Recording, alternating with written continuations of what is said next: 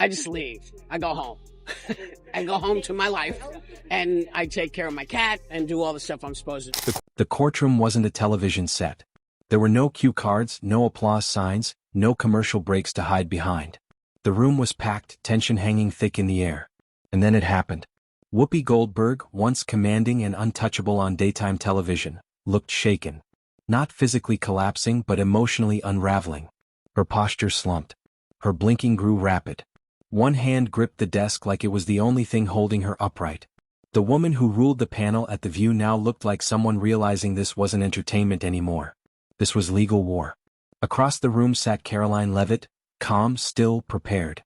The $800 million defamation lawsuit, once dismissed as a joke, was now real, fast-tracked, and moving at full speed. And suddenly, the laughter from daytime TV didn't sound so powerful anymore. These women are completely out of touch with reality, and you're right, ABC should wake up. Rewind to the beginning. The set lights were bright, the audience energized. Caroline stepped onto The View's stage composed and confident. But instead of dialogue, she faced an ambush. Joy Behar mocked her age with a smirk. Sunny Hostin followed with pointed commentary about privilege. Then Whoopi leaned forward and delivered the sharpest blow, questioning Caroline's credibility outright. The audience laughed. The panel smiled. They believed the moment belonged to them. But Caroline didn't react. She didn't argue. She observed. She absorbed every word. And days later, instead of firing back online, she filed a lawsuit that sent shockwaves through the network. What looked like a television segment had just become a federal legal battle. I respect everything everyone is saying to me, and I don't want to fake apologize. I'm very upset about that people are misunderstood what I was saying. Laughed about it. They predicted it would disappear. But it didn't. The case was expedited. Depositions were scheduled. Discovery widened. Then came the bombshell.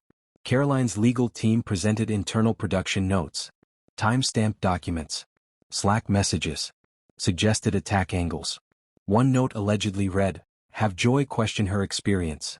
Let Whoopi go hard." Another instructed producers to tighten camera shots for reaction clips. The courtroom fell silent. This wasn't spontaneous debate. It appeared orchestrated. The judge leaned forward. ABC's legal team shuffled papers but offered no immediate denial. And for the first time, the confident energy Whoopi once carried seemed replaced by visible fear. It's not good for anyone, and it's not good for poor folks. It is not good for y'all because you become slave fodder. It's not a good thing. It's not good for women because you are now being told and dictated to, and you can't say anything because they, throw you in a jail or whatever. And people got very, very, very angry and still are angry. I mean, I'm getting, all of the mail from folks and the very real anger because people feel very differently. As more internal messages were introduced, the atmosphere shifted completely. Emails discussing strategy. Segment drafts outlining how to control the narrative. Caroline's team even presented forensic verification of digital timestamps. The tension grew unbearable. At one point, the judge directly questioned whether producers coached the confrontation. Silence followed. Whoopi's hands tightened together. Her expression hardened. This wasn't daytime commentary anymore. There was no studio applause to soften the blow.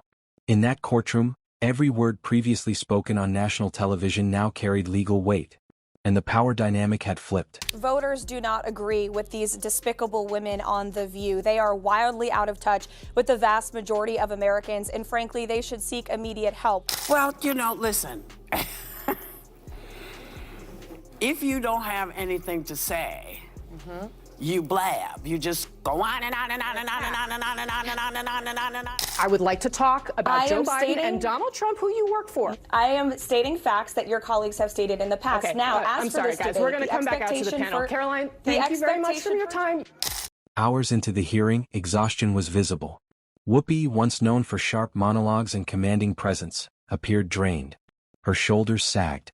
Her hands fidgeted. When she attempted to explain her remarks, her voice lacked its usual certainty. A tear rolled down her cheek under the harsh courtroom lighting. Reporters quickly typed updates. A recess was called. While attorneys stepped out, Whoopi remained seated, staring ahead. Across the room, Caroline sat steady and composed. No smirk. No celebration. Just quiet resolve. When proceedings resumed, it was clear something had changed. The authority Whoopi once projected on television didn't translate here. In court, personality doesn't win. Evidence does. Disgusting speech that any president, certainly in my lifetime, has ever given. He essentially waged war on half of the country by saying that we are all a threat to democracy because we believe in putting America first. It's not radical to want to put your country and your own people first. It's not radical to want to have a strong border, a strong military, and to unleash the might of your own economy, not economies around the world. Behind the scenes, the impact rippled outward. Inside American Broadcasting Company, emergency meetings reportedly filled executive calendars. Legal teams combed through past segments. Sponsors reconsidered placements. Internal audits began reviewing politically sensitive episodes. Discussions reportedly extended to contract clauses and public accountability standards. The issue was no longer just about one exchange on a talk show. It was about liability, brand protection, and corporate survival. Meanwhile, Caroline's courtroom composure began trending across social media platforms. Millions watched clips of her steady demeanor. The narrative had shifted. What began as a televised confrontation had evolved into a larger debate about media accountability, influence, and consequences. I am very upset that people are misunderstood what I was saying.